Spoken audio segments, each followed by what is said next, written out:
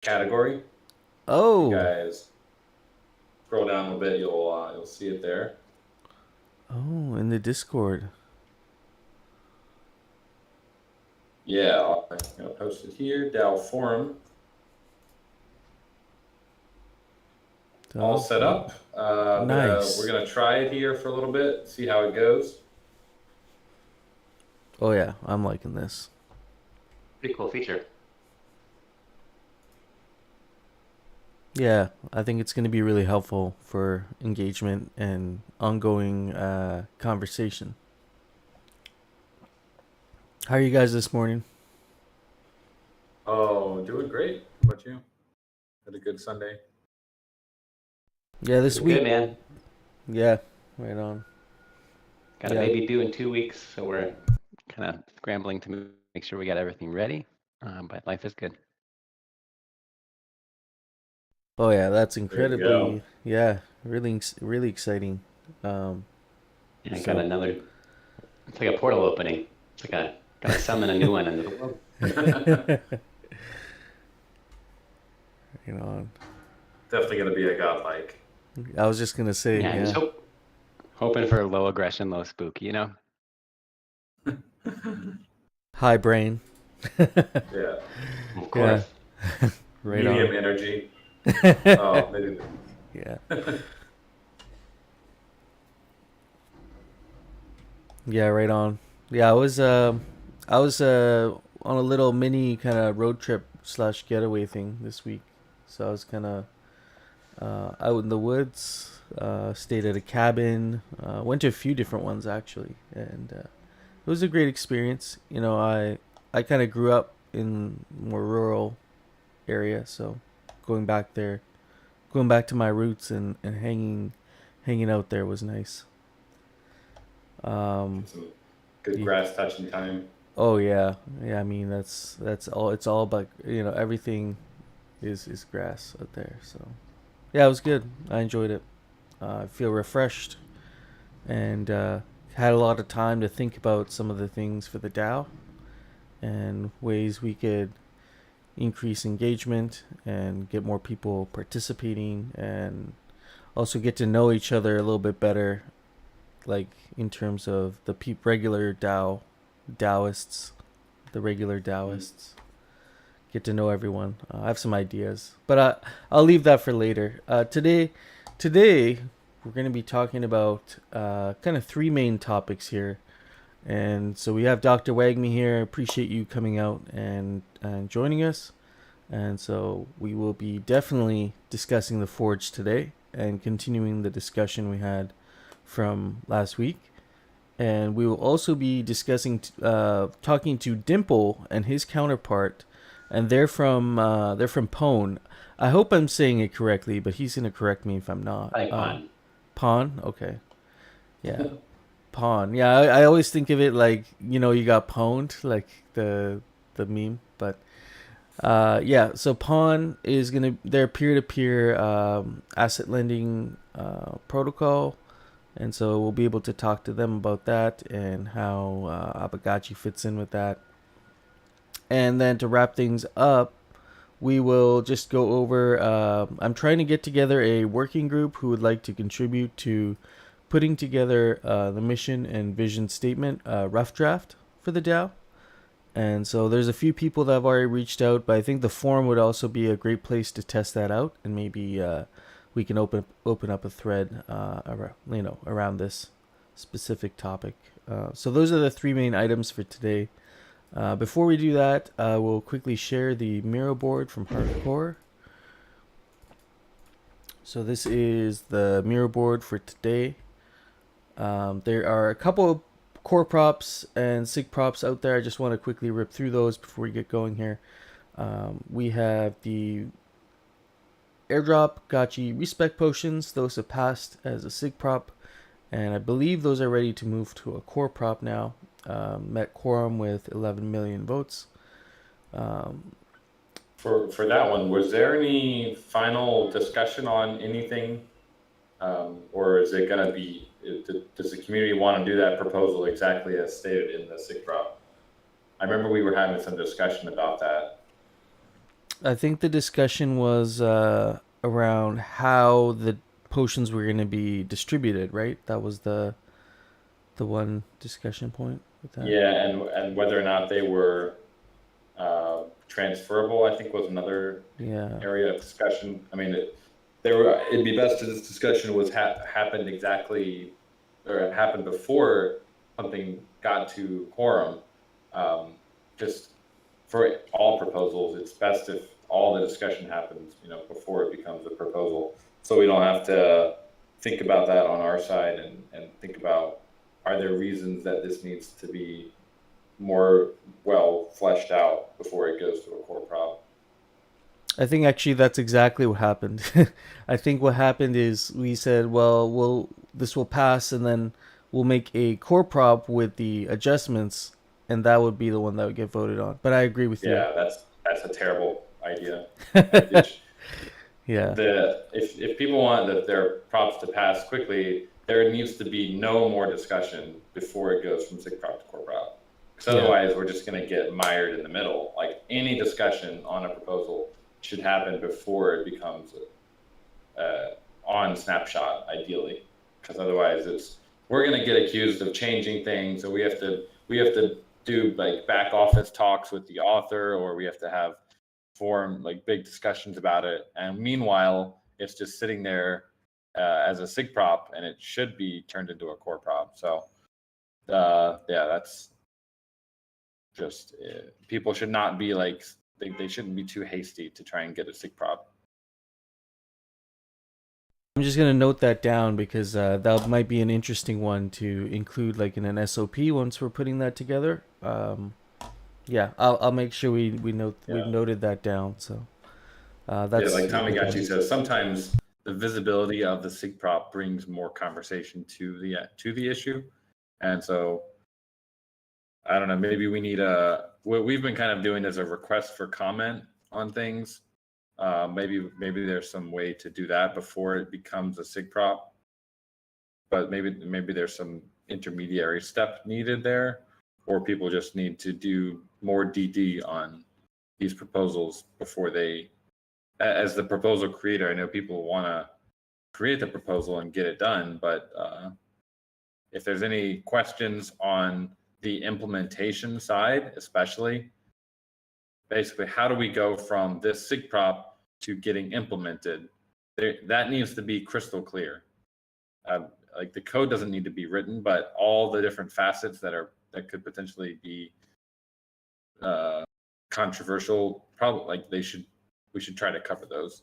Otherwise, there's a lot of questions on how it gets implemented that could potentially be controversial and raise more issues, or could have a not ideal outcome. I could see that getting messy. Yeah, we'll keep that in mind for future ones. Maybe there's a way to check in on your submission before you actually submit it, officially. So, like, the standard here is the compound or the Aave model, where you actually have to have the code written before it becomes a proposal. And by doing that, well, everything is clear. Exactly how it's going to work is clear. So that's kind of the standard that we want to move to. Right now, we're kind of still moving towards that, but that I don't know if that needs to be 100% required at this point, but it would be great moving forward as we have more DAO autonomy if we could start moving more in that direction, because code clears up all questions. Everything is written in the code. People can analyze the code. They can think about the side effects of it, and it makes everyone's job easier. Yeah, I think maybe, like you say, adopting those practices as we're moving towards that, I think it's a good idea.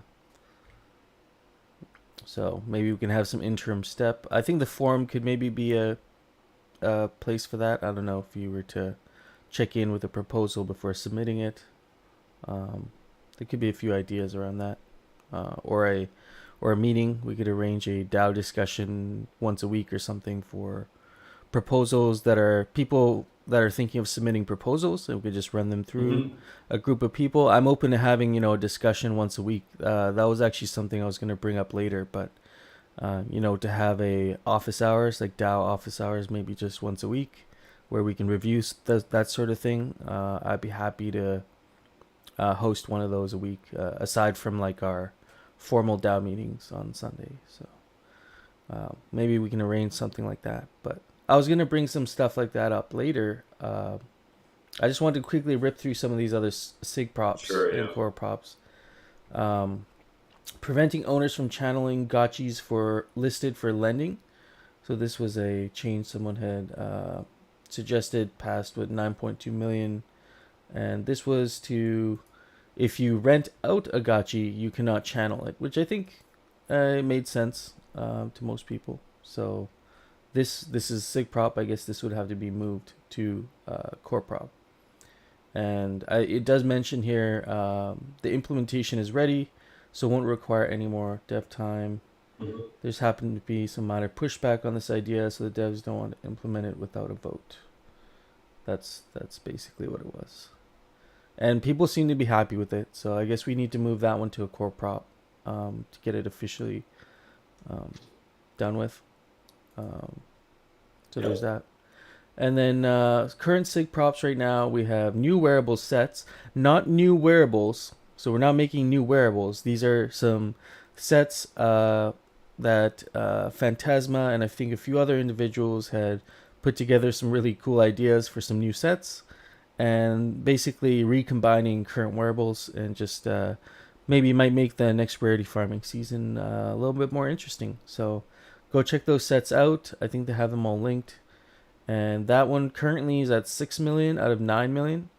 And so, in my opinion, it's not really a big deal because we're not really diluting wearables or adding new wearables or anything. It's a fun iteration on the current array of wearables that exist. So yeah, there's that one. 6 out of 9 million right now. I think you have 4 days still left to vote on it. So go ahead and vote on that. Actually, no.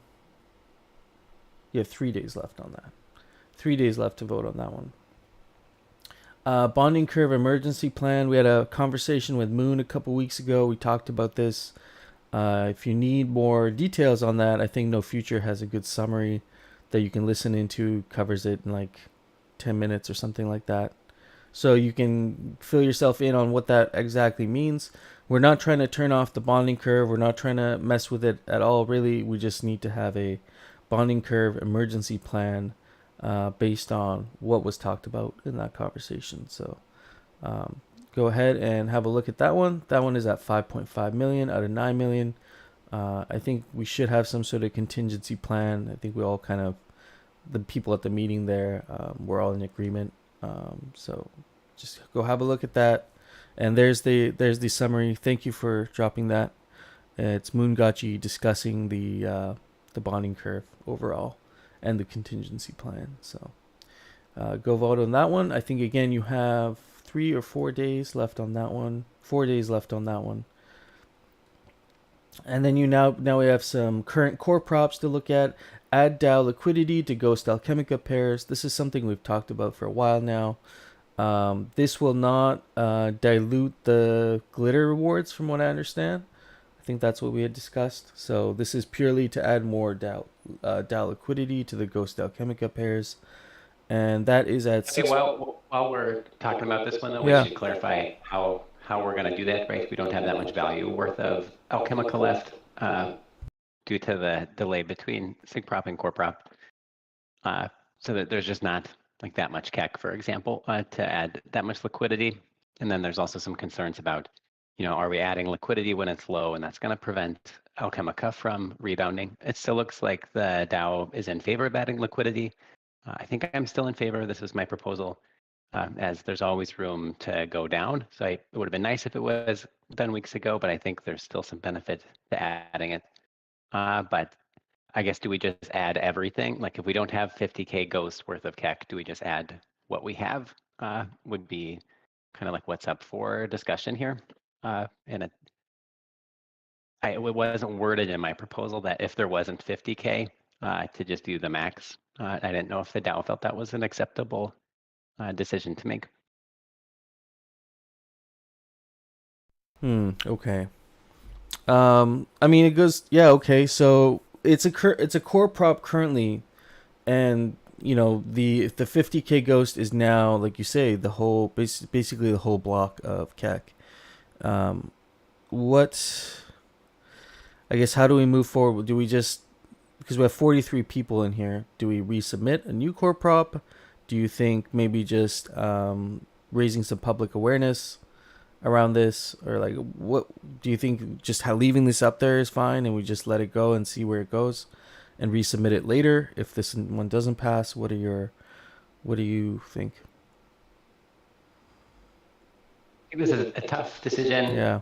We could rebuy some Alchemica back from the market as the DAO to both have enough Alchemica to do it and then to help support the price. The DTF has some funds, but I don't know if that's an appropriate use of DTF funds to pump Alchemica price so we can add liquidity as the DAO. So I don't know. I think the right answer is just if we don't have 50K, just put in the max that we have. And that seems to meet the spirit of the proposal. It goes under, not over. So I think that's an acceptable change for the DAO to have. And then hopefully we see some excitement and a bounce with Alchemica with the art release next week. And perhaps that'll put us over the threshold for at least alpha for sure, and maybe even kick if we're lucky. Yeah. Yeah, there's going to be hopefully some positive pressure on the price, with minting all these NFT displays and whatnot. So, yeah, maybe we'll just are we able to go in and like edit a proposal? Like if you wanted to just add an asterisk at the end there, I don't know. I don't know if it would make a difference, but just to add a, by the way, this term has changed a little bit, but that's just implies the max amount now instead of 50K. So I don't know if that helps, but so feel free to donate to your needy DAO at that address above if you want to help the DAO get enough Alchemica. There you go. Yeah, excellent. I'm just gonna. There's a couple more here. We just want to get through these. Mint and transfer 50 DAO parcels and 4 million FUD equivalent of Alchemica to the DTF for contributor compensation. This was a way to maybe recognize some of the work that's being done in our DAO by really active members, and could be used as an alternative form of compensation for specific projects or tasks. I think it's a good. I mean, I try not to express my opinion on any of these. I just go vote on them. But 6.5 million out of 9 million voted quorum to meet quorum. Sorry, and that is you got that one's closed. That one's closed. That one passed. Sorry. Yeah, that one is closed. That one It looks like this is our most controversial one up right now. It's like 65% in favor, 35% no. So if you have concerns about this proposal, this one's mine as well. Feel free to put them in the chat, and I can do my best to address those. The goal is to have extra tools as the DAO to acknowledge people that are contributing, and also to have a fun way to acknowledge retroactively some of our historical strongest contributors. It's been pretty clear that we are at risk of losing really talented contributors in the DAO. I want to be able to acknowledge and keep people around, and I think we can use these parcels in a really fun way to develop the DAO district, to build that sense of DAO community, and acknowledge past contributors, and this would be a way to operationalize that. Yeah, well said. And I was looking at the SIG prop. My apologies. That's you have 4 days left to vote on this one. It's at 8.2 million out of 9 million, so it's close. And we have 65% voting yes, 34% voting no. But like Dr. Regmi said, this is just an alternative form of compensation. Actually, I've been surprised to hear talking to some people who want to contribute to the DAO but don't want to get paid in Ghost for various reasons. and this might be an alternative option for maybe people who can't get paid in Ghost for one reason or another. Also, yeah. Then we have new SIG props, the Forge, and this is a request for funding and development for the idea of the Forge, to fund the, I guess, if we want to call it a research group.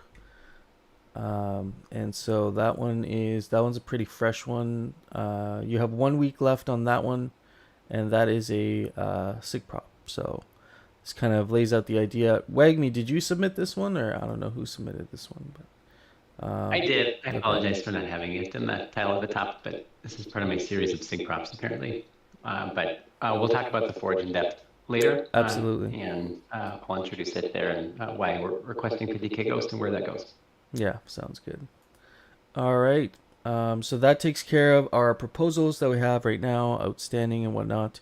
Dr. Wagme, do you have time to hang around for this next hour, or I'm trying to think of the order of events here. I don't want to, if we're going to be talking about the Forge, I don't want to lose you halfway through the conversation. But we also have, I think Dimple's in the audience too. Yeah, I think Dimple and Pon's CEO, I think, or founder, are here. So if we can bring them up, Yeah. I think it's appropriate to have them Cool. up, hear what they have for us, and then I'll go after. Cool. Excellent. Okay. We got Dimple up here. Is your counterpart in the audience as well? Hi everyone. Yes, this is Dimple. Oh yeah, yes, there you go. Joseph. I'll get him up. I'll get him up Joseph here. wants to learn, so I think he just raised his hand to speak. Yes. Yeah, so they'll be covering some of the conversation, and I'm here to support. But thanks for having us, everyone. Welcome. Yeah, absolutely. Morning, everyone. Good morning. Yeah, excited to have you guys here with Aavegotchi DAO on a Sunday. That's awesome. Excellent. Thank you. Thank you. Excited to be here. It's kind of like nice to enter a group chat and getting like DMs from old friends like from the ecosystem. So kind of feels welcoming to see that a lot of the folks that have been around for like 4 or 5 years are still around, like being involved in DAOs such as Aavegotchi. We had slides ready, but apparently it's not really possible to share those. So yeah, Dimple, not sure if you have a plan, but if you want to go ahead and say what we want to say, then feel free to do so. Otherwise, just also feel free to put me on the spot. I'm happy to just talk about what we built and why we are here. Yeah, excellent. Sure. Sorry, I actually was just going to quickly mention that we do have the slides. I can, if one of you guys could drop them in the chat, if we don't have them up there already, or I'll grab the slides. But I do have those 2 slides. Actually, let me grab them. I'll grab them right now. Great. So in the meantime that you do that, I can give everyone a little bit of an update. So Yes. I guess so. I'll give you a little bit of an overview of what is Pawn, and then why we actually reached out to Aavegotchi and why we think that there might be like a really interesting opportunity to partner and collaborate. So to give you all a bit of an update, so Pawn is a hub for peer-to-peer loans. So essentially, if we think about lending at its core, where it involves a lender and a borrower, with no specific sort of price oracles or anything. So the decision on whether or not to take a loan is really dependent on the lender and the borrower, whether they want to take the money. So essentially, that's what we do. And the loans that are on Pawn are backed by all kinds of digital assets, both on Ethereum and Polygon. So essentially, we accept everything from ERC20s, ERC721s, and ERC1155. So basically, NFTs or any sort of fungible tokens, which is amazing. Now, one of the questions that we get asked a lot is, how are you different to all the other kind of lending protocols? A lot of them are coming up, some of them bigger, some of them smaller. But essentially, there's 2 main things. Well, 3 main things, as you can see maybe from the slides. And if you haven't seen them, I think you'll get some time later, or you'll have the link. But essentially, first of all, there's no liquidation. So as I mentioned at the beginning, it's the core of peer-to-peer lending. So we don't have any dependency on any sort of pricing oracles or anything. Therefore, if a borrower is to default on his loan, so they don't pay back the money, the lender gets to keep the collateral. So they're over collateralized loans. And it is as simple as claiming the collateral and keeping it if the borrower doesn't pay. The other thing, which is quite special, and it kind of opens up a ton of new sort of opportunities, is the fact that we don't have any whitelists.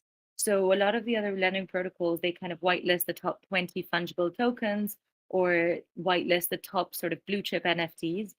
The issue with this is that it kind of gives very little room for creativity of needs for different reasons for liquidity.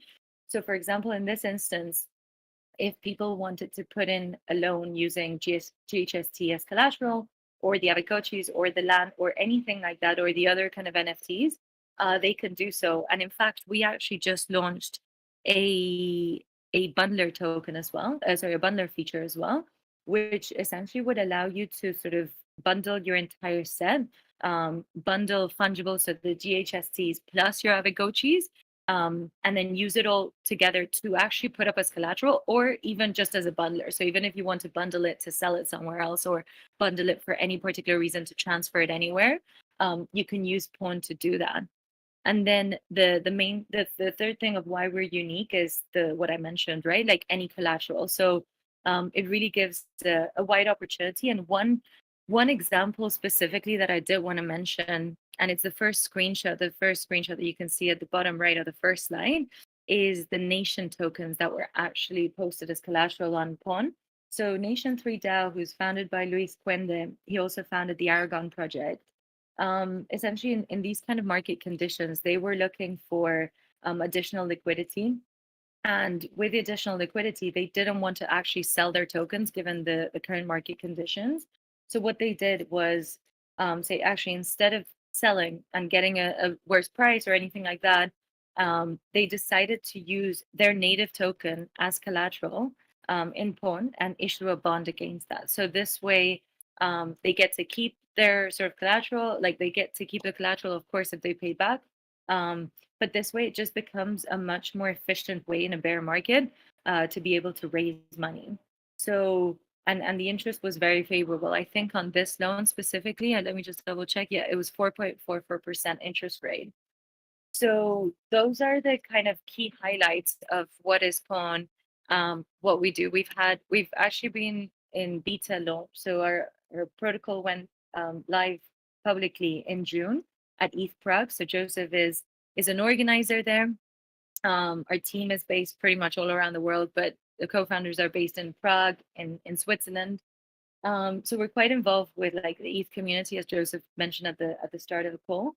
So it was a great opportunity to launch. We've been here for a few months, and we're really kind of figuring out what are sort of the core use cases, which are a lot more special for us to grow at the moment. So one of the key angles to go is one, using this as a protocol for DAOs. So if you go on to sort of slide 2, if you have it in front of you, for DAO treasuries, they can be borrowers, they can be lenders. So as a borrower, as I said, like you could take a loan by issuing a bond. As a lender, one of the other opportunities that we were thinking, which would be really interesting, is to reduce the sell pressure from people to sell their sort of GHSCs or Aavegotchis. The DAO could actually set aside a few $100,000 USDC from the DAO treasury to fund, say, for example, Aavegotchi-backed loans on Pawn. So this way there can be a specific, like we could set on a specific interest rate on a specific term length. Basically, the LTV would be also very specific, where we'd say, okay, so any loan backed by Aavegotchis, the DAO can sort of fund the loan. That can be done. And then for individuals, right? So they can be borrowers, they can be lenders, it can be to take advantage of any opportunities that are coming up, buy more DCA into the set or into sort of different opportunities, or even just generating some great yields on their stable coin. So again, if you think about it, you're getting like a 10%, say for example, average of interest rates are between 10 and 20% for individual kind of loans. So say if you're making that sort of in a 2 months, so if you do that throughout the entire year, that's a lot more favorable than a lot of the other sort of farming yield strategies and stuff that we've got out there, that there are out there. So those are kind of like the main, those are two of the things I wanted to cover. So what is pawn, and what are some of the applications of how Aavegotchi could get involved? But what I would love is to answer, well, what we'd love to do, Joseph, me, and Steve, is to answer any questions that anybody has, or even Hefe, Dr. Wagmi, like whatever questions that you guys have that you've already thought of, like more than happy to answer those. Thank you, Dimple. I'll just add like maybe like a short summary or like a nutshell description of what Pawn is now and what we are building towards. But the way you can look at Pawn is it's basically a crypto pawn shop for any token out there. And the reason why we started building this infrastructure is that we want to allow crypto natives to not to have to ever sell their crypto again. So instead of having to buy or having to sell your bags and like buying something in the real world, we want to allow what traditional banking ecosystem provides to people who have like real estate or like physical art or stocks, and basically not having to go through the painful step of like selling those assets and losing exposure, but simply using them as collateral. So even though now pawn is like very basic and simple pawn shop, and you can read all of the documentation basically within a few minutes, and I'm sure you'll get how the entire thing works. In the long run, in like the next 5 years, we want to provide this infrastructure for basically backing mortgages or mortgage type of loans without the risk of being liquidated on price spikes, etc. To crypto natives and people who have digital assets. Excellent. I mean, I'm loving this. There's a couple questions in the audience here I wanted to pick up here. First, we got Gravy, who listened to you guys your AMA last week. Is it true that the average loan is about 30 days, or is that the minimum? Is there a minimum amount that you would have to agree? So currently, I think, well, now I don't hear the echo. Currently, on the platform, there is a limitation for the loans not to go over 90 days. That's the only limit. Basically, there's no minimal limit, but like in the contracts, you should make sure that you're not asking for something that cannot be ever repaid, or like that you don't get into like a super short expiration type of loan. But it's basically all based on like on-chain timestamps. For the upper limit for 90 days, we are going to remove that limit very soon. So essentially, you will be able to create like loans of any duration. On the platform, we'll definitely suggest like certain type of terms, but in the protocol itself, there is no reason for there to be a limit. So like even now, if you are savvy, you can actually like create loans which go over that like 90 day limit, but that limit is there basically just for the beta testing, so we kind of can get these like short-term loans and get user feedback on like how the entire experience was, rather than like having to wait several years for those loans to get resolved and settled. Question for you guys. So our DAO is pretty rich in Ghost. So if we wanted to put Ghost in instead of USDC for our users to borrow against their Gotchi, for example, so we could set a LTV of 20 or 25%, and then they could borrow the DAO's Ghost, and then they would pay interest to the DAO, correct? And if they didn't pay over that set time period, then the DAO would get the NFTs. Is that correct understanding? Yes, that's exactly correct. So even on the side of like the lended amount, you can also use any ERC20. And you can on the side of the collateral, what you can create is also bundles of tokens. So you can have Aavegotchis combined with like other types of assets as well. But yeah, your understanding is absolutely correct. This is such a cool product. Thank you guys for presenting it. It's so composable and leaves so many options for our DAO. Yeah, it's a lot to process, but this is awesome. Yeah, I'm definitely looking forward to digging in more. And one thing that we've discussed in the past is specifically the lending of Aavegotchi assets for as a collateralized over in this case over collateralized loan. The Aavegotchis themselves have, and maybe this might not be something directly related to the protocol, but something I think of here with your guys' presentation is maybe the recognition of rarities of certain Aavegotchis. Like for example, if I have a specifically rare Aavegotchi and I know it's worth X amount at least, would I guess that would make this Aavegotchi superior collateral to one that maybe isn't as rare. Like, do you think with the peer-to-peer lending aspect of things, I guess that might be recognized in the market because it's the individuals here who are actually posting the offers, right, with interest rates and like loan amounts and maturity dates. Like there's a market that would be kind of forming around this, from what I understand. If like Aavegotchi was to adopt something like this, you'd have. Oh, yeah, exactly. And it's actually already part of the current protocol. It's just not part of the front end yet. But what we basically allow is for the lenders to create offers that's from a certain collection of NFTs. They can essentially pick IDs of those specific ones, which can they basically filter out based on trades or whatever filter they prefer. And they simply and obviously in the front end, like they won't even recognize that, but they're simply posting a Merkle root of a pre-selection of IDs from a particle collection. So yeah, you can absolutely base it on trades. You can essentially create one offer for any NFT from the particle collection that fulfills that filter, and you don't even have to like create it for one specifically. But of course, you can do that. You can just create an offer for a particle ID if you want. Very interesting because another thing we just spoke on yesterday was the spirit force of an Aavegotchi. Every Aavegotchi has DeFi collateral staked within it, and that almost gives the Aavegotchi a base intrinsic value. For example, if you had 100 DAI staked in an Aavegotchi, that Aavegotchi's intrinsic value is at least 100 DAI.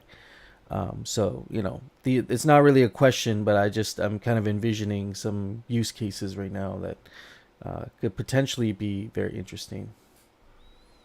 Yeah, but I'm very, very glad you mentioned that, because this is actually part of the reason why we are here and pitching on to the Aavegotchi community.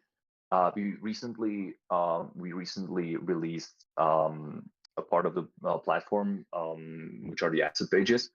And the asset pages basically just aggregate data from various platforms like OpenSea, LooksRare, AppShot, and NFT Bank about like pricing these assets, or like the specificity of these assets. So it's like price history, or even the open offers on the marketplaces, or data about the trades and scarcity of the asset. And the way we want to kind of evolve this feature is that for certain collections, we want to add like custom widgets that could help those particle communities better price those assets. So exactly as like showing the intrinsic value of a particular Aavegotchi, or like any other uh, you know relevant data point for that particle community. If you have suggestions of like what would you actually appreciate in terms of having it listed in like one place, so you could basically price Aavegotchis or assets from the Aavegotchi universe, then we'd certainly want to hear your feedback. Like either here, if you just like tag us or DM us, or on our Discord or Twitter, I would certainly be interested in learning more about what is the useful stuff that we should build for you. That's awesome. Yeah, being able to provide feedback is something where definitely, like the Aavegotchi community is very receptive to that. So, we have a question from Phantasma here. What happens with channeling and petting of a collateralized Aavegotchi? So, because Aavegotchis are dynamic in their nature, just like a pet, you actually have to interact with it, whether it's through a botting service, or like, sorry, an auto petting service, or a manually actually interacting with the Aavegotchi. That's one aspect of it. The other one is in the Gotchiverse, in the metaverse, the Aavegotchis are used to channel Alchemica, and so they interact with a installation or a structure, um, usually once a day, sometimes more for some people, to channel their Aavegotchis, depending on how many they have. So if this Aavegotchi was collateralized, it was put up for to be lent. Will the owner of that Aavegotchi still be able to channel that Aavegotchi and essentially interact with the asset? Yeah, that's another perfect question, and I'm actually super happy to let you know that well, it's not possible today on the platform, but it will be possible very soon. We actually, and if you go to our Twitter, there should be a link to your presentation. It we'll be releasing a self custody wallet based on Gnosis Safe, and this was our talk at the Ethereum DevCon 5 days ago. That documentation and kind of the explanation of what it is technically should be there. But we essentially developed this smart contract wallet. It's basically a Gar10 module for Gnosis Safe that we developed, which allows self custody of any collateral. So essentially, what we did is that we uh, created this setup where if you have the asset in the wallet, you can basically create a deed for that particular asset, and it can be again any ERC 2721 or 1155 token. And then instead of basically putting the asset itself into escrow, we put this deed into the escrow, and the deed ensures that the asset cannot be moved from that wallet, or cannot be tampered with or burned. But you can still basically access the functions that will enable you to operate it. So for that particular purpose, the pawn safe will be available. We are currently getting into auditing the smart contracts, and as soon as those are audited, we'll release them and obviously enable anyone to use them. This completely open source is actually not even dependent on Pawn. It's part of the tooling that we kind of wish existed in the ecosystem, so we decided to develop it. But that should kind of enable you exactly that. Like you'll be able to use your assets while their value is locked in a loan as collateral, and you'll of course regain the full access to the asset and the ability to transfer it once you repay the loan. That's so awesome. That's so awesome. I'm really stoked to. I think I have to dig in further here, but I think the initial use cases sound really appealing.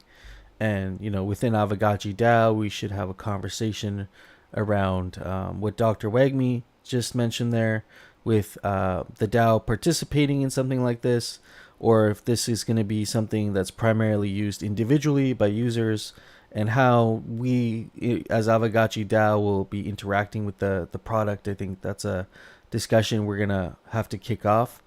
But the initial proposal for the product is definitely see the use case for it, and recognizing some of the aspects of the Aavegotchi that have kind of are maybe been not overlooked, but not given the attention that maybe they could get, like the Spirit Force, for example. So, yeah, this has been a really great conversation. I really appreciate you guys, Dimple and Joseph, coming here and sharing those slides with us and kind of kicking off the initial discussion around this. So, as we continue to look at this proposal, we can we'll keep in touch and give you guys feedback, or if the DAO thinks that there's something additional, something that we might need, we'll definitely keep in touch. And appreciate you guys coming out here today and sharing that.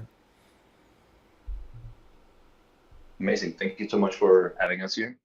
And yeah, looking forward to continue the conversation. And again, any feedback is well appreciated. And if you guys have anything specific that you'd like to see in the protocol, please let us know. We want to base this on what crypto natives and people in the ecosystem need. And obviously, you know the best. So please tell us. Yeah, see, there's always I see there's always already people tagging you guys, trying to reach out to you. So I think it won't be long before you're in talks with somebody from Gotchi Gang. So we'll stay in touch with the DAO, and hopefully we can collaborate in some way. But yeah, we'll be in touch. Thank you for having us, by the way, at such short notice. Thank you for being here. Yeah, absolutely. Well, that was awesome.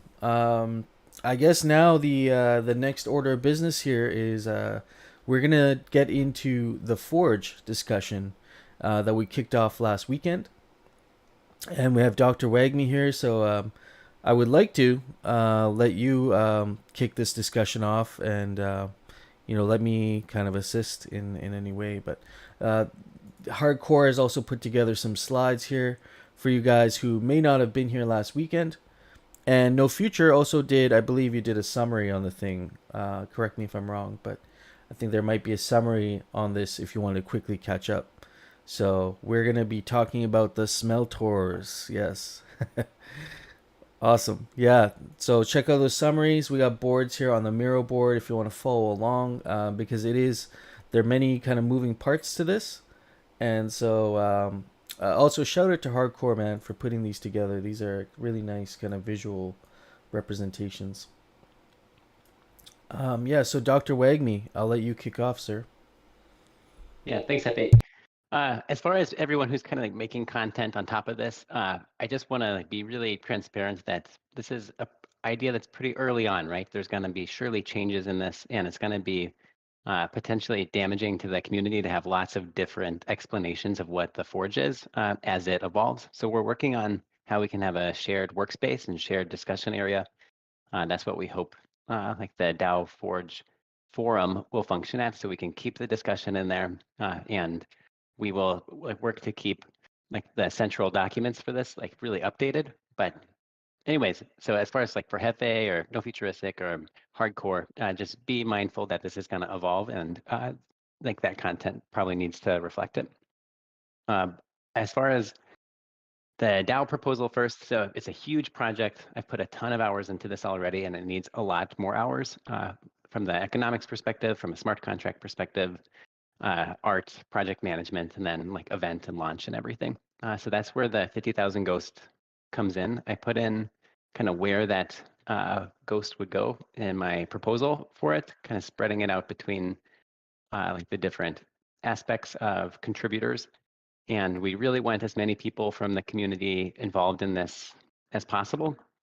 And there's already been such good feedback from many people in the community on getting to where we're at currently. So as far as Forge goes, I think we talked about this a little bit last week, but I really want to just everyone to have a real shared understanding of what we're trying to accomplish as we like kind of zoom out, and understanding what we're trying to do with the wearables is a really helpful starting point. Let me just put my link to my Google Sheet in here so you guys can access this. And on the first page is like just dashboard, and there's an image in there that is helpful for breaking down the different like value components of a wearable. And basically, we're using Web3 to tokenize the different aspects of what makes wearable like have value. So basically, the wearable, you can turn it into alloy frames and a schematic. And these are trying to accomplish the different things that give wearable value. So we kind of all want new wearables that fit our specific gotchis, that have that fit different traits. And the current world doesn't allow that, right? There's lots of gotchis, both high level and low level, that don't have access to a wearable that fits their gotchi. And that kind of sucks. So the purpose of Alloy is to be able to move from a kind of one trait to another, and with the goal of having a quality of trait modification available, meaning there should be eventually a wearable for every gotchi. But that's been hard to accomplish, right? Because to accomplish that, you have to impact these other components of rarity, slot, appeal, and that's why if we abstract these out, we can accomplish that one aspect by giving more traits and more unique wearables without dilution.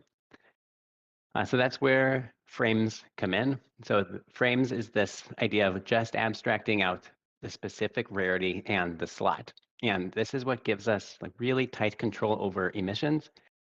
It was concern for dilution of rarity and slot that led to the moratorium on new wearables. So if we abstract that out into essentially 36 different frames, then that's going to be one for each slot and one for each rarity. Then we can have really tight control over each specific one, and we can assign goals for this is how many godlike face items we have, this is how many godlike face items we want, and this is the time frame that we would like to get there. So that idea and that publication is called the framework, which is the second tab, and will be incumbent on the Forge group to develop that and put a framework forward to the DAO to agree on. This is our goal. This is where we want to get. We have too many of this item, not enough of those, and we can have a shared understanding to get there together. If we have a shared understanding, that helps Pixelcraft understand like, oh, we have room for 5 more of this item, or we only have room for 2 more frames. So if we do a sale, it can only include 1 full wearable, 1 frame, and then the rest has to be the schematics. So everyone can understand like what's coming up next, what we're missing, and it also gives us a lever as a DAO to say, like we need more, like the framework needs to be adjusted, and then we can vote to adjust it. And it'll be fun to monitor like what Forge data is like, what Bazaar data is like, and be able to work on this framework together. Lastly, as far as abstracting out the different components of what gives a wearable value is the schematic. So the schematic is kind of the most fun part of wearables, right? Like this is what makes it unique. It looks cool. Like the Portal Mage set, like it has extra value, right? Because like one of our best guilds uses that. It looks cool. It's like very RPG-ish. It's one of like the original ones. There's lots of art that's been done on top of it. And it's important to understand that schematics, like these will have value too, but part of its value proposition is that it could allow for community content. It could allow for the DAO to submit schematics. Like we really want this wearable. Bin Laden had a really cool like wearable submission. And like really lots of people had lots of cool ideas. And how could we have a process where we get community input on what should be next? We could essentially have a path where you create your own BRS modifying wearable via the Forge. So those are the 3 big like zoom out concepts. And then if we have a shared understanding of those, we can talk about the different mechanics we can put on each of those to be deflationary. But it could be a good time for pause, feedback from anyone who's on stage or feedback from people that are in the chat to ask questions. But I think, is everybody with me so far? Yeah, I think the one part that I just maybe need a little clarification on is the frames. Are the frames specific to the wearable item slot? So you have like a head frame, like body frame, like is that how you're thinking of this? Or Correct. It would be there'd be like a godlike face frame. And like right now there would only be 5 in the whole world, right? Because there's only like the 5 beards of wisdom. And there would also be a mythical face frame. And there's a ton more of those available, right? Because there's a lot of mythical face items. And so each single rarity and slot would have its own frame. Zico's really smart here because he's recognized that we haven't pointed out a burn method for frames. So in my initial proposal, talking about mechanics for each of these aspects, I outlined an alloy burn. So this is when you go to the forge, you're making your wearable, it costs 10% more to make it than you get out of it if you smelt it. And so there we've implemented a burn for alloy, and that's going to help balance the world of alloy, but we haven't talked about a mechanic for frames.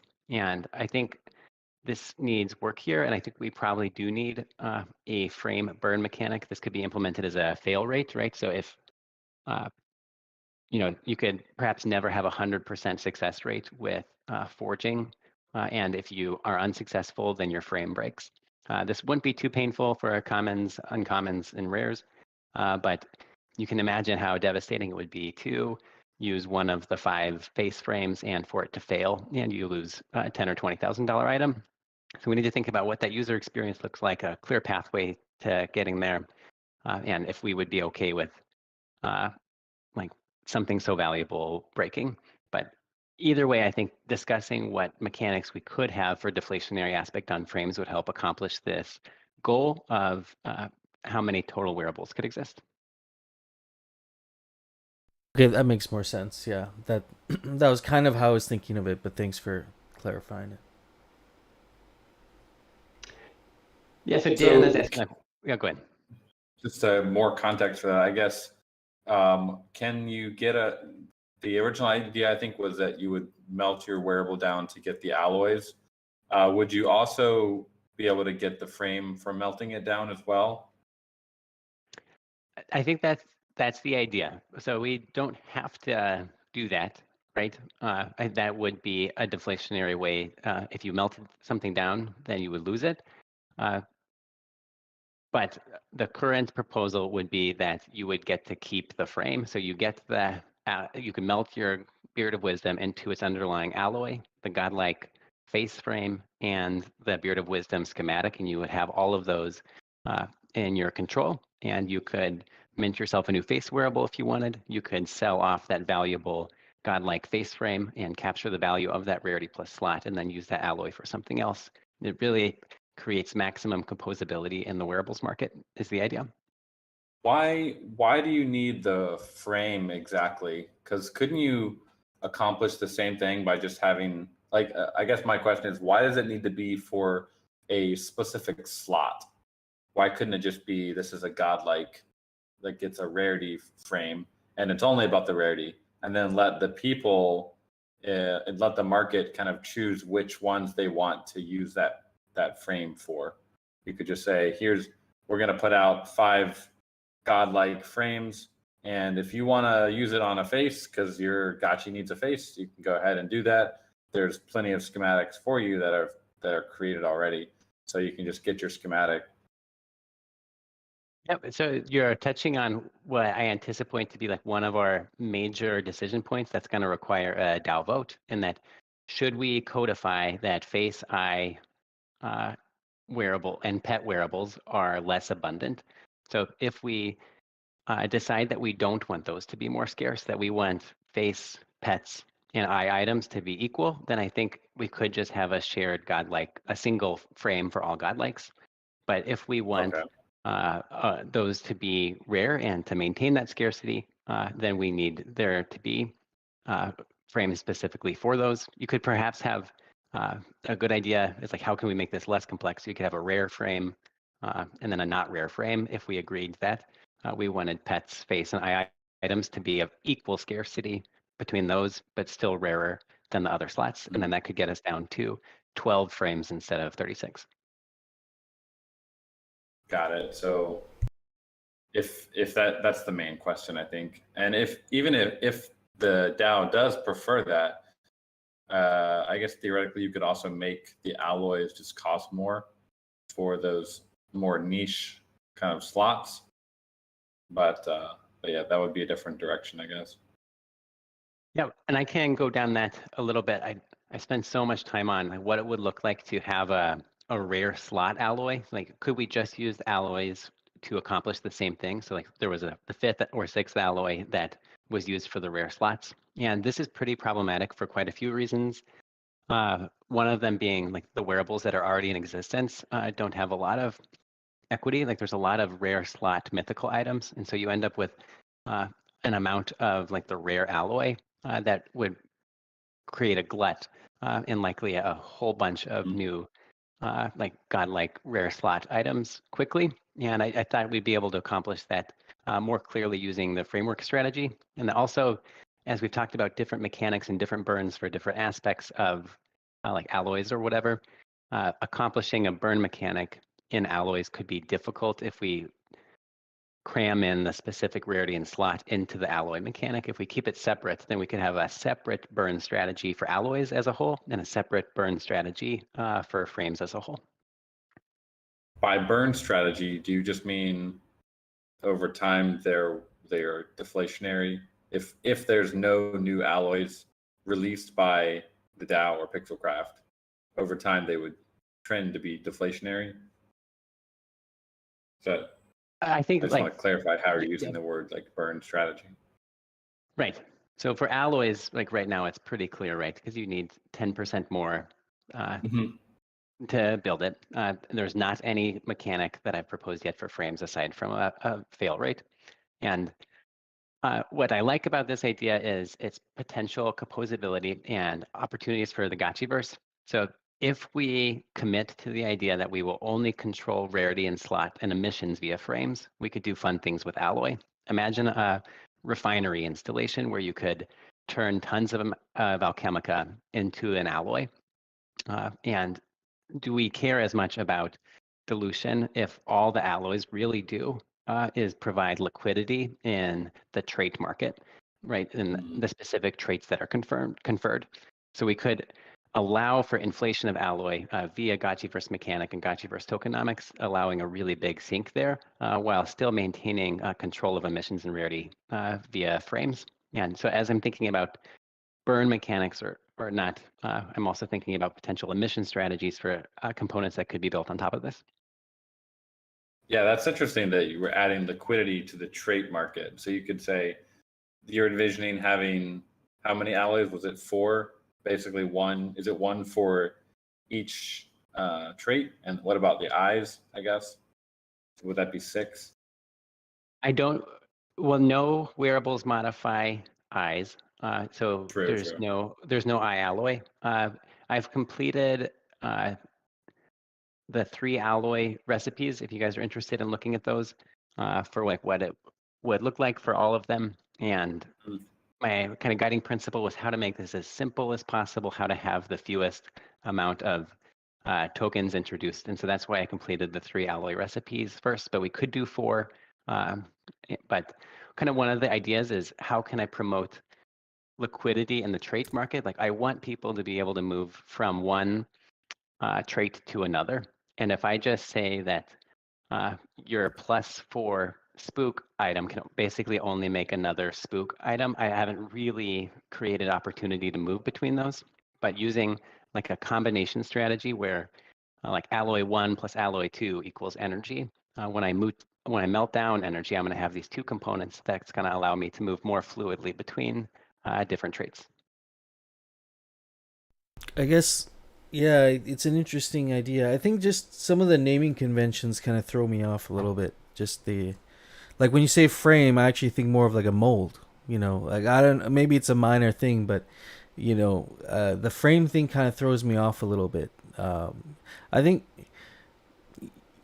as we're developing this idea, we should also think of like the naming conventions as well. And I know alloy and frame are kind of just a template, right? So we can actually understand the concept. But I think that's something also I wanted to mention is as we're thinking about this idea, we should think about the nature of the Gotchiverse, the lore of the Gotchiverse, the relation to the Alchemicas, if Alchemicas are going to be related to this. If I was to break down a glass of milk, right, the milk glass, if I get alloys back, I mean, I don't know, that might be a little confusing to, like, I get the idea of getting something back for that. That makes sense. But I think this is less complicated than people think. Like, I know it's a lot to digest right now, but like you're just like turning your wearable into its components, and then you can use those for something else. I think this is an idea that is complicated because it's Web3, and we're trying to figure out how to do this with tokenomics.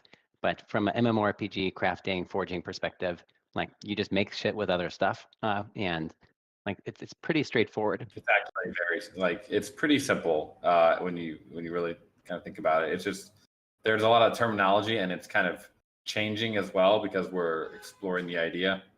But I think the final version of this will be pretty simple to understand. Agreed.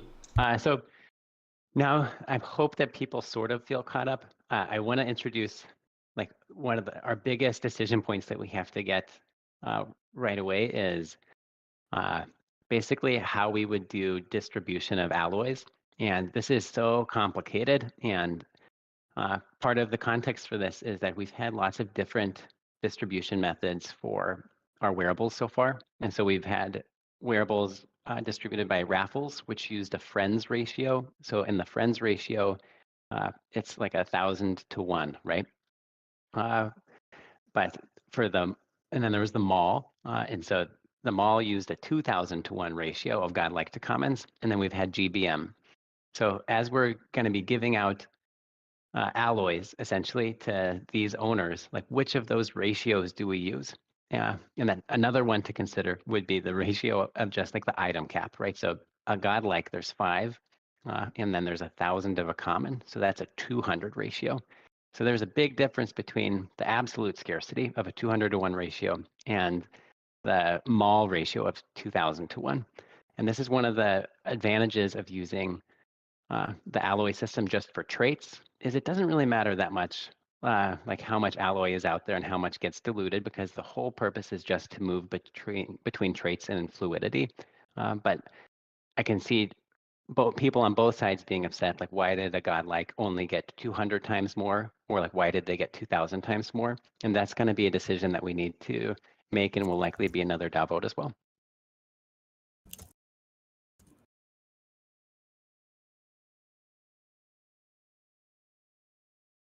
And Dan, I didn't know if you had any insight on like how you guys came up with the friends ratios versus the mall ratios. That could be like helpful context as we make that choice. Yeah, I would have to do some thinking on that.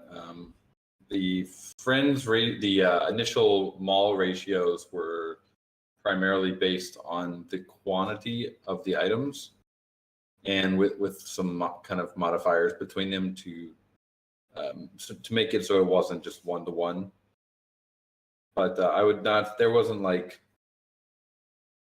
It was thought through and worked out, but there wasn't like, it's not like a magic formula, I would say. And again, I don't think it's the end of the world to like this decision is okay because alloys would be just to move between traits. So the more alloy that's out there, like basically who are we giving the ability to move between traits more easily? And you could make an argument that the godlike holders actually need that ability more than the non-godlike holders. So it would be okay to give more alloy there. But obviously this is touchy as we're talking about different aspects of the community. And I appreciate your guys' feedback on it. Yeah, so it's the alloy, I guess, that would be more correlated to supply now, instead of the, the schematic would now be a design, which is, that would be the final iteration of your wearable. But the circulating supply of the alloy for each given, I believe each alloy is going to be correlated to specific rarity, right? So you're going to get like a godlike alloy, there'll be like a... That's not right. That's incorrect. Okay. Yeah, so I want to squash that, right? Because the only thing that's controlling scarcity, that's controlling emissions, is frames, and alloys are only to move between traits. Okay, that's where I was kind of... That's a change over the last week or two. For anyone Yeah, who's been paying close attention, yeah. And that's why I worry about kind of different infographics and info out there, is because we're working on this together.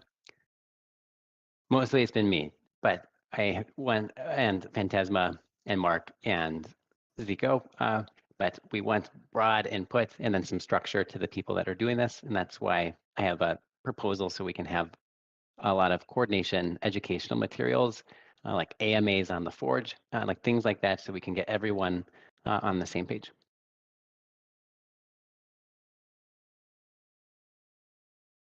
So as far as digesting this, I know it's a lot. In my Google Sheet that I put up there, there's the major decision points tab, where I outline what I think is going to need a DAO vote, what are our big decisions that we need to make. And I would love input from as many people as possible. There's a lot to address. Like, we haven't even talked about the smithing skill or essence or other aspects of this. but trying to just understand those three components is a really good starting point for us to use shared terminology and have a shared goal of what we're trying to accomplish with the mechanic.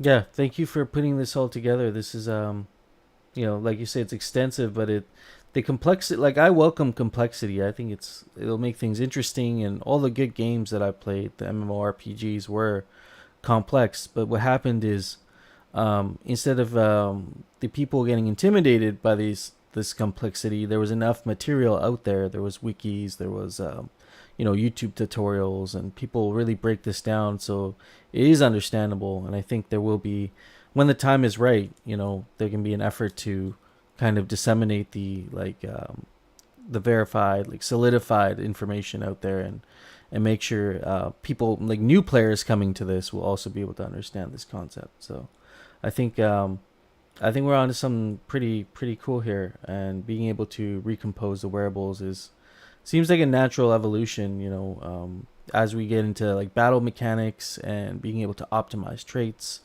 and as you say, being able to move between different traits to optimize it's going to be important. So there's a lot of questions here. Like, Dr. Wagme, how would you like people to proceed with this conversation this week? Where do we want to use the new DAO forum here? Create a single post, multiple posts? You can make as many posts as you want in the forum here about these different issues, but there are quite a few big questions here. Agreed. I am not super familiar with the DAO forum mechanic, but it looks like I could create posts and we could kind of break down some of the big questions that we need into their own to allow discussion and people to kind of quickly find which discussions were being had. So this should be a really great tool. Perhaps I can put up new posts for the different big questions that we're asking, and then hopefully we can identify people who are interested in taking those on.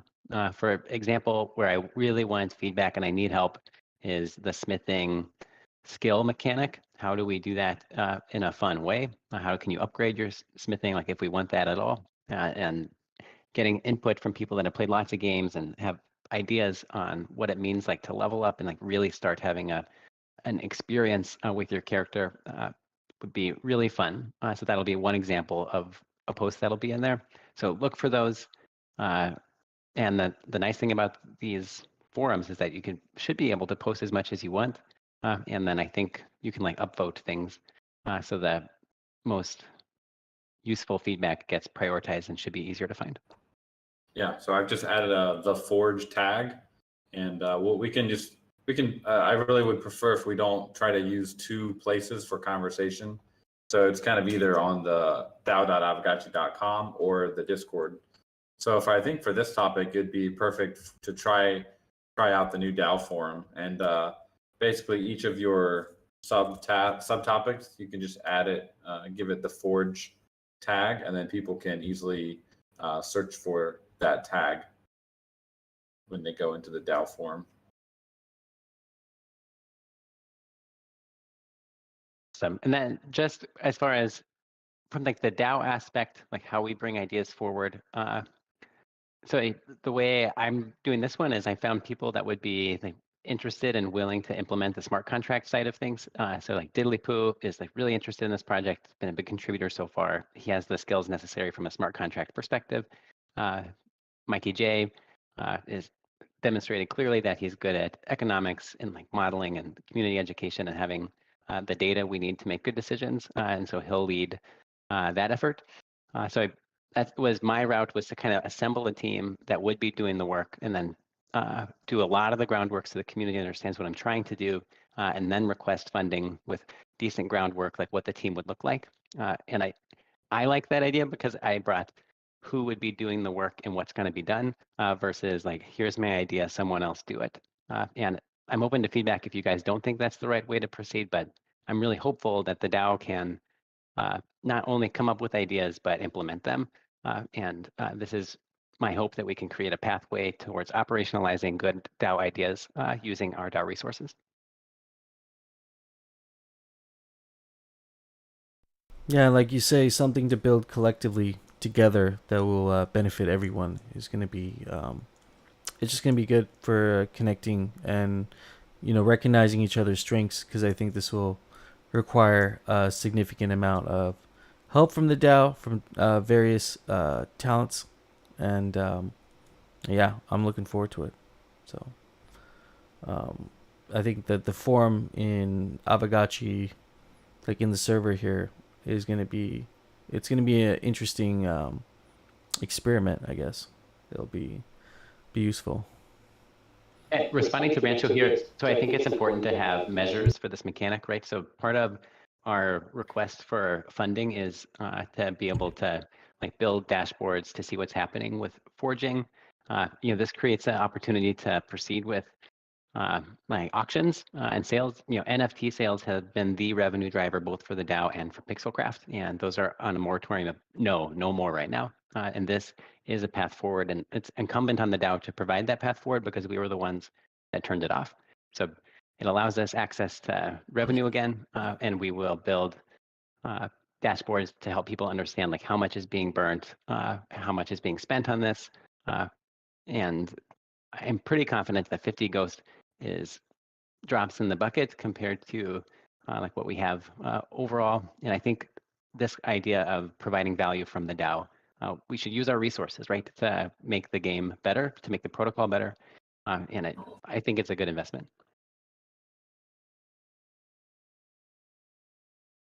I think it's great for artists too. It opens up a whole avenue for the artist. Obviously, we have fake gotchis now as well, but this will be for the pixel artist, wearable artist, to potentially create new art and then have a primary sale for that. And potentially we could add in, maybe there's royalties as well that could be part of that conversation. Sure. I'm so excited about the fake gotchi. Like as you were like cycling through the new ones that are coming out, you could imagine using a similar structure for people that are proposing new wearables, and you can vote on which ones. And we have a new wearable that's available every month. They can choose like how many of those schematics are available, and we're using that cool like the design, the aesthetics, like whoever the artist is, to capture that value specifically.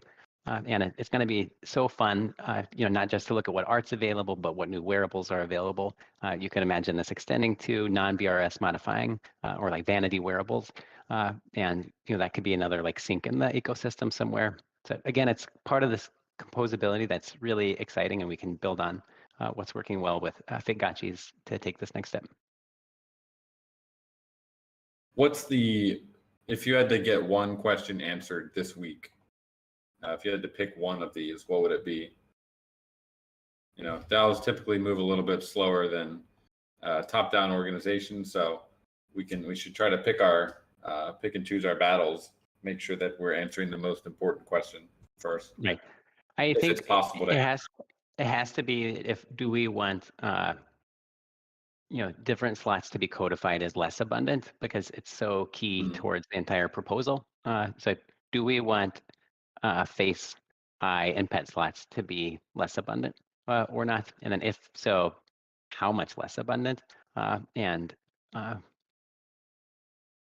the frames help us not determine how much less abundant, right? Because the market is gonna value what each slot is worth individually. If we tried to fit it into the alloy system, we would need to codify exactly how much less abundant.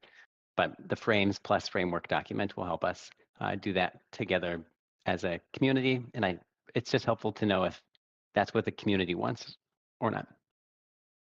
So I'll make a quick snap poll here and see what people think, just so we can kind of know where we are generally with this group. Obviously, this is not binding, but do have a vote. And I think we also have the same vote happening on the Miro board. Maybe. And then secondly, I think I'm making an assumption here that everyone wants equal amount of traits. Currently, there are much fewer spook wearables than other wearables. And, are we rugging the spookiness holders by creating a system that creates equality amongst traits. So I think that would be the second question I need answered, as I'm trying to model out a system that evens out all the potential wearables in the Gotchiverse. What about pets? Is that also part of should face eye and word? And I think we're missing a word there, actually. I see here. Yep, I put pets in there, or pets should be in there also. And Okay, then, so it should be should face eye and pet wearables be codified as less abundant. In the doc there, it just says should face eye and wearables be codified as less abundant. Modify that.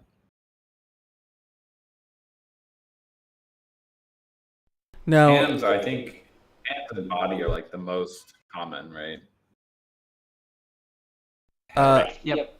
Though you could always go to the the wearable stats tab if you want to see exactly like what's out there, how many of each one of each stat and each slot there are, to give you an understanding. It's very complicated. with the without confusing anybody or getting too into the weeds here, with the pets specifically, there's another ingredient. Are we still thinking of it that way? You're thinking of the essence for pets and godlikes, or is that now something that we don't need to get into the whole thing, because could be a whole discussion on its own. But the pets, I believe you mentioned, require essence, which would come from a sacrificed gachi.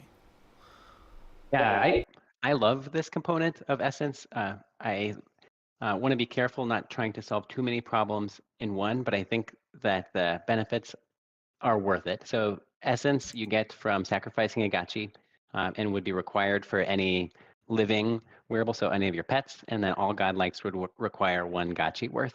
So it's really fun from a lore perspective that you can be like reincarnated. You reincarnate your sacrifice one as a bunch of different pets, or each godlike has like the soul of a gachi inside of it.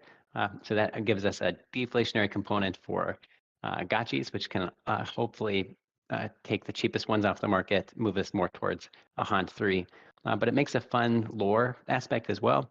Perhaps if someday we went towards like being able to craft decorations and there's like living decor, you can make essence a component there. So it's kind of fun composability within the gachi itself.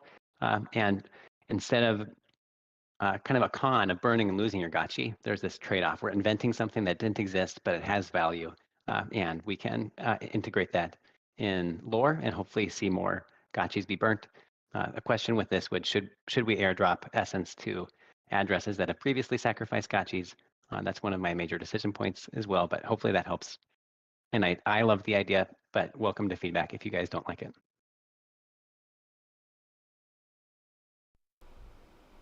Yeah, absolutely. That makes sense. I like the thoughts behind the lore, and really making this fit into the Gotchiverse. I think it's gonna be cool to see this added in, and the smelting skill being maybe the first other alternative Gotchiverse skill being introduced. So. I was thinking for continuing discussion around this. So are we deciding to continue discussion in the Aavegotchi forum here? Is there, I'd mentioned earlier a weekly kind of call off, aside from this weekend DAO discussion. Do we want to have like I don't mind hosting like a 1 hour call every week just to talk about Forge stuff, because it's a big idea. But of course, Dr. Wagme, you'd have to be there. So. It's your idea, I do not want to dominate DAO discussion with just Forge stuff all the time. I think introducing this idea is helpful and appropriate, especially as we're seeing if the idea passes. But I would expect the Forge team to give a Forge update, perhaps, and then we can have a separate time for like open discussion with those groups. Yeah. Another point I wanted to make is regarding the wearables task force. I was able to talk to those guys, get their feedback on where they think they could provide feedback, and this seems like a great fit for the wearables task force to maybe find a new purpose aside from, well, they really don't have a purpose at this moment, because the wearables we're in the midst of a change, and so maybe there's some potential there for repurposing of that whole task force. Maybe they become part of this, this group. A lot of those the WTF people have been contributing immensely to this idea. I want a huge shout out to Notorious, who developed this like really amazing document and like kind of a suggested item caps, which can be used to help us establish what numbers of desired wearables should be. And that is the second tab, the framework tab. And this will need a lot of work. And I hope that some of those WTF guys will be willing to help us get there with, and then that'll need a DAO vote also. And that has to do with the rate of when we put out new frames, right? Because that's like kind of the whole lynch point of this idea. If alloys are purchasable with Alchemica, like you mentioned, maybe, then frames would really be the limiting factor in how many new wearables there are, and so that would need to be tightly controlled by the DAO. Correct. And your frames would still be available from what's out there currently, so you could still melt down your godlike face item and then make a new one. But the new emissions would be like through the DAO, and then you could sell those by themselves too, or as like a whole wearable. So if we had a fun like DAO launch sale in December, right? You could sell the whole wearable. You can sell just a godlike face frame, and then you can sell a godlike face schematic or a couple of them. And this allows us to discreetly say, this is what we need. These are the gaps we're trying to address. And instead of just dropping 5 of the whole wearables, we could choose exactly what we want. Yep.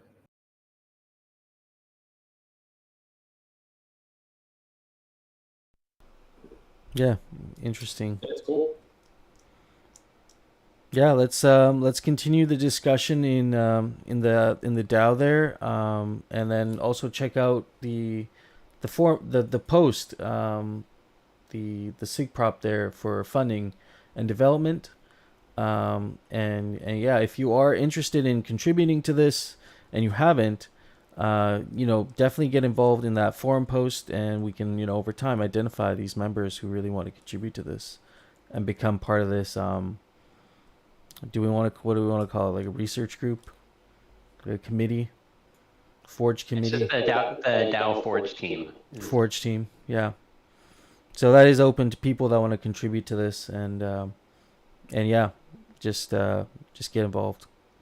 We'll keep iterating on this idea, and thank you for Dr. Wagme for putting all this together. I know it's probably long hours, and appreciate your time pre-mint for the child to put this time in here and kick this idea off. So really appreciate that. Yeah, thanks. It's a lot of fun. I think part of the Aavegotchi game for me right now is imagining all the things that it could be. And I hope a lot of people feel the same way. So I want to be as inclusive as possible. And this should be a really fun opportunity for the community to build these mechanics.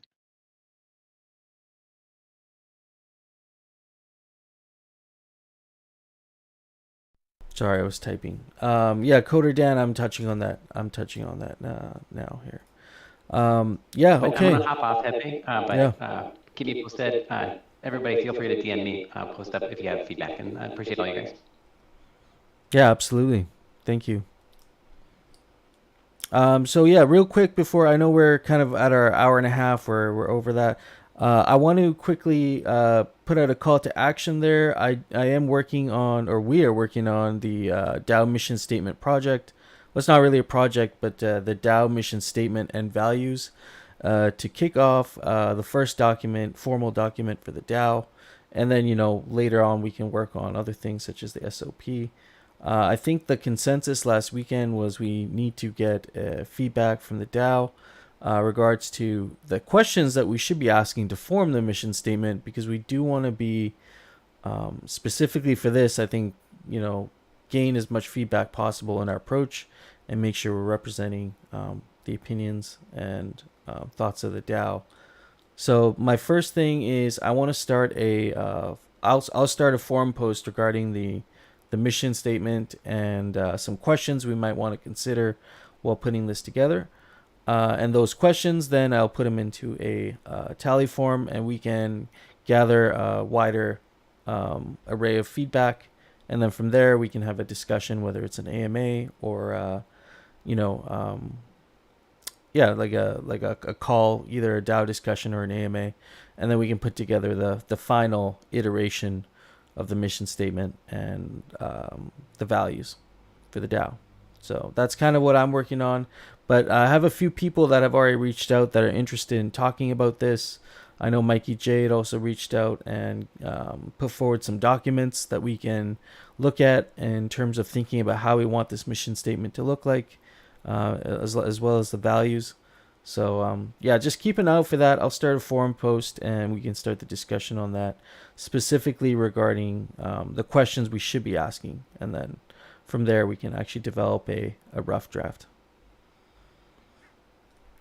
Yeah, I'm pretty stoked. This is the beginning of the DAO kind of manuscript or kind of formal documents that will live on Notion, and also try and make them as public as possible through, I'll do a weekly update and stuff once it's been formalized. And also for this conversation today, I will also be putting out a Substack a bulletin. And I think that's bulletin number 3 now. So I'll keep you guys updated. Or if you just want to refer back to this conversation in written form, we also have people who have recorded this, so you can go back and listen to the discussion. So I think that's all I have for today.